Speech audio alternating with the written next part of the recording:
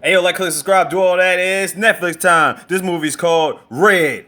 Movie just came out. It's 2 hours and 23 minutes long. It's an Indian film that's off the fucking chain. Strap yourself in for this wild ride. No, yeah. Spoiler alert. Let's get it. So we see this guy by the name of Adir who's just staring at this chick named Melina, telling his friend he gotta make a good impression on her. Yeah, I'm gonna get her eventually. So apparently they've been working in the same area and they've been riding the elevator, but nobody wants to make the first move. Finally, he says something about, "Can I take you out for a cup of coffee?" And she looks at him like, "You're not asking the right question. When you figure it out, then yeah, you could definitely take me out." So after 3 days, he's coming up with all these ways to say it, like, "May I take you out for coffee?" or "May I do this?" Come to find out, she said ask for tea because she hates coffee. I'd be like, really, bitch? So they finally sit down to have tea. Come to find out, she's been digging up a whole bunch of information on him too. She's been trying to find out about him like she is about her, vice versa, all that. Bottom line, they were interested in each other. So he talks about he plans to marry her one day and all that good stuff. Right? So I'm thinking to myself, he's just a decent guy working with technology and all that. But on the low, this guy's really a scam artist. This motherfucker out here stealing ATM machines and shit. Yeah, he's transporting them with his friend to get extra money. This nigga living a double life. So yeah, he's got a guy that tells him he could open up the safe, but he ain't gonna be able to get there till like Monday. So he like, yeah, you better let me know by Monday, nigga. So Monday come around, these motherfuckers try to open up the safe without him. But to their surprise, Adair gave him a dummy ATM and shit. Turns out he knew they was gonna screw him over, so he had already got the money up out of there. These niggas come back all mad like they about to do something. He's like, nigga, I will snap your neck. You better get the fuck out of here. Then we get a random ass music video sequence. I swear, like, yo, it's like, it goes on for like 6 minutes. Then she meets up with this chick who be scamming niggas. You know what I'm saying? His right hand man with the curly hair be doing shit too. Then this little chick runs into him in the bathroom like, "You ain't been calling me, you ain't been texting me, you ain't doing nothing. What the fuck is the deal?" He like, "Shorty, did I promise to be your man, get a house or have kids? No, then get the fuck up out of here." Then later on we see him straighten up, you know what I'm saying, with his girl. She probably in on it too. Then he starts showing her the layout of this building. He said he's gonna get some investors to get it cracking, you know what I'm saying? They're gonna get that cheese. Then she tells him she's gonna take a 3-day business trip or something like that. Then he goes back to chilling with his boy. His boy something about he about to go to jail because he about to get caught up with some computer fraud scam or something like that. For some shit he did way before he met him. I'm like, god damn. He starts reading over the legal ramifications. He's like, nah, I'm gonna get you up out of this shit. Next day, he's talking to his lawyer. The lawyer's like, look, man, I got this. Then he points out to his lawyer, like, oh, you missed the loophole, dog. They tried to get his friend for importing computers, but on the paperwork, it says importing computer boxes. And just because of that, he got off scot-free and had to drop the case. So after all that, his man's about to go celebrate. He about to grab a beer. He gets in line for something. He sees her here. He's like, damn, what you doing up here? So she reminded him about a job he had, and it was like, did you leave any money around him? He was like, yeah, why? Because his weakness is gambling. He comes back and realizes whatever money he had stashed was gone. He got that look on his face because he owed some mob niggas. His mans end up losing all the money. They gotta explain to this crazy motherfucker where his money went. He like, blame me, it's my fault, man. He like, man, I ain't trying to handle none of that shit. I'm giving y'all 1 week to get my money. He's like, nigga, I murked my father over $500. What the fuck you think I'm gonna do to you over $9,000? Well, that's all the way fucked up. So as they're trying to figure out a way to come up with the money, this chick pops out of nowhere. She heard he was supposed to be somebody that she knew and wanted to give him money so she could help her sick aunt. When he found out who was behind this scam, he was like, nah, I ain't taking no money. She's like, nigga, I'm trying to get paid too, man. What's good? Later on, she ends up getting his number. It's like, how do you get my number? She's trying to set up arrangements for all this other stuff. But once again, it's a scam. So yeah, they still gotta find a way to come up with the money. While he's trying to figure out all that, he meets back up with his boo, and they get it cracking. Then we get one of those montage music videos again. Again, it's like 6 minutes long. Anyway, after all that, she's talking to a girl talking about she trying to get married to him. She loves him to death, but the girl looking like, man, you sure? She's like, all right, man, just do your thing. So after spending a couple of days together, he gotta go back to handling business, but not before getting a kiss. Meanwhile, she talking to somebody about spilling information about a whole scam thing. Shorty heard it from the distance, all devastated.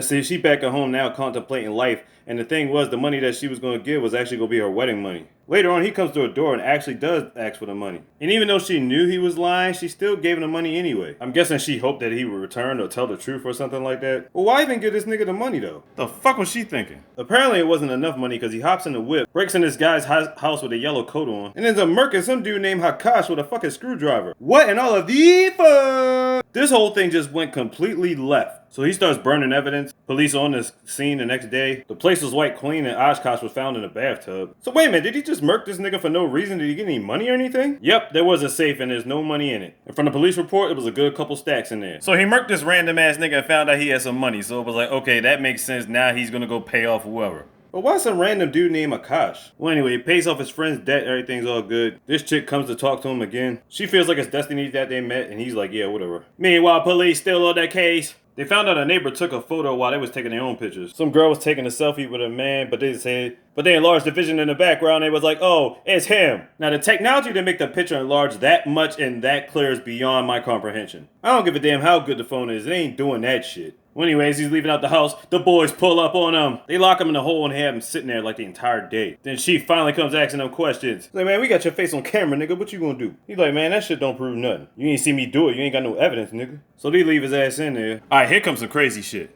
They get a disorderly conduct call, and as he's coming back to the desk, he sees on the ground a deer? What the fuck? Is he a clone? Is he a twin? What the fuck is going on? So apparently I had it confused the whole time. It turns out they're brothers. They're just twin brothers. One's in jail and the other one just came in on disorderly conduct. One's named Adir and the other's named Shamir. As now he's explaining his side of the story. So now police chief comes in and is like, look, it's gotta be one or the other, like something's going down. He's like, yeah, we keeping both of these motherfuckers till we figure out something. So they go back and forth trying to build up evidence and then he's like, oh, he's got a scar on his shoulder. Where'd that come from? They both giving back and forth bullshit, so we already think to ourselves, okay, Adir has a scar on his shoulder, so he probably did it. But wait a minute, Shakir got a scar on his shoulder too. So they start asking colleagues how well they know the people, whatever. But they basically didn't get any evidence that can incriminate either one of them. But then they get his friend, but they don't tell him nothing, so they tell him like, look man, don't lead a country. And they're still baffled because they ain't getting nowhere. And the chief's getting pissed off at this point because it's like, hey, they only got 2 days left to get something or they gotta let both of them go. So she's trying to put pieces of the puzzle together. She calls a forensic specialist who happened to be an ex-fiance. He tells her to get like some DNA, like a hair sample or something like that, and we can finally figure out between both of them who is the real killer. Back in the jail, Adir asks the guard to use the bathroom, and as the guard brings him a bucket, he tosses him in the jail cell and locks him in there. But as he's trying to escape, he runs into his brother, and police can't even stop him, they just start to beefing. Eventually, after they tear up the entire police department, they calm him down and get him back in their cells and rooms. Meanwhile, baby girl goes to the forensic specialist. He says there's a match, but the problem is there's a match with both of them because they're identical twins. Both of their DNAs match for the killer. So you can only have one, so it's like, what the fuck? The problem is it can't be two people behind it because they know for a fact only one person killed Akash. So now they go back to the house to try to find anything they overlooked. Now I forgot to mention, there was this red spot of blood on the wall. It was on the outside of the villa at night, so it was easily something they could have missed spotting over. But because he got mad and threw his coffee, and in slow motion look at it as he just realized it, the coffee wiped away the blood stain. Really? The coffee was that hot. It just wiped away the fucking blood stain. Really? You fucking serious? Really? So the cops start doing more interrogating on Adir and he starts getting into his backstory. Now this is about Akir and Shadir's mom. Now because of the gambling and stuff, her and her husband split up. So Shakir went with the mom and Adir went with his dad. She couldn't stop gambling and I guess that's where Shakir got the habit from. One day a doctor came to check up on her. We didn't know whether she was ill or whatever the situation was, but she had seemed to be fine the next day. He was mad at her for gambling. She was like, look, if you love me, you'll come straight home. You won't go play soccer or anything like that. And I promise to spend together as a family. But he just wasn't hearing none of it. He didn't come straight home. Matter of fact, he came home late. And what he saw when he got home was that his mother hung herself. Damn. Yeah, seeing something like that, anybody would have severe issues as they got older. Then he continues on with the story. He explains how he had to come back to his dad. And he felt like he never belonged, so him and his brother were always fighting. Yeah, they was wailing away on each other. Then he explains about how he knew how his brother's been following him around ever since. Just flat out interfering with his life and causing ruckus. Into his adult life. But after all that, it still didn't explain who killed Akash. So in between the story, he explained his whereabouts about having a flat tire when it was raining that night. Which they go to the car and check out, he does have a flat tire. Meanwhile, his man, who the police told to stay there, he got the fuck up out of there. So you got some of the police that think the same thing about the money that was taken out the safe box, used to pay off this mob dude. So as they're trying to get him to put his fingerprints on it to figure out if he's really the killer or not, he finds out from this guy that he got money from the chick from before and it really did come from gambling. So he didn't take any of the money that was in Akash's safe box. So if he didn't do it, who took the money and where did it go? So you got half the police force thinking Adir did it. You got the other half thinking Shamir did it. So now they're in court. And because of the lack of evidence or not enough evidence to prove one person did it, the judge had to let both of them go. Alright, now I'm really about to hit you with some crazy shit. Here we go. So it's been a whole week up to this point. She finds a picture of Melinda and then it's a thing to where she didn't put two and two together. And she found this picture near the house. She never put together the connection to Akash and Melinda. Then she found out Adir was the one messing with Melinda. So there's your motive right there for killing the nigga. Adir found out how Akash and Melinda knew each other back in like high school days. And he had got some information that something happened to her. It turns out on the work trip that she took, this dude drugged her, raped her, and because he forced so much drugs on her, she ended up overdosing and dying. I didn't even know she died. No wonder I ain't see her the other half of the movie. I was like, what the fuck? So that was Adir's motive for killing Akash. But I know she's thinking what I'm thinking. In his state of mind, how the hell was he able to cover up all the evidence up? Well, he didn't. His brother did. I thought they hated each other. What in all of the fuck? So because he had been following his brother around, he saw that he had gotten himself into trouble. So he put the same scar on his arm like his on purpose. And because he knew the cops arrested him, he pretended to get drunk so he can get pulled over by the cops so they put him in the same precinct. But I know his brother's thinking to himself like, why would you do this for me? He's like, I ain't do it for you. I did it to pay out the debt and I didn't want to see you rot in jail. So Shakir was the one that took the money after Adir killed Oshkosh. And he says, aren't you worried about the lady cop figuring this stuff out? He's like, nah, he got all the information on her. So it turns out she got suspended for a case 3 months ago for something. And in the story that Adir explains, he says when he was leaving, he needed a cab driver because nobody would stop to fix his flat tire on that night. Halfway unknowingly, she was the one that arranged a cab driver to pick him up. And she can't say shit, especially considering she was leading the whole case. And there's the cab driver she arranged to pick him up.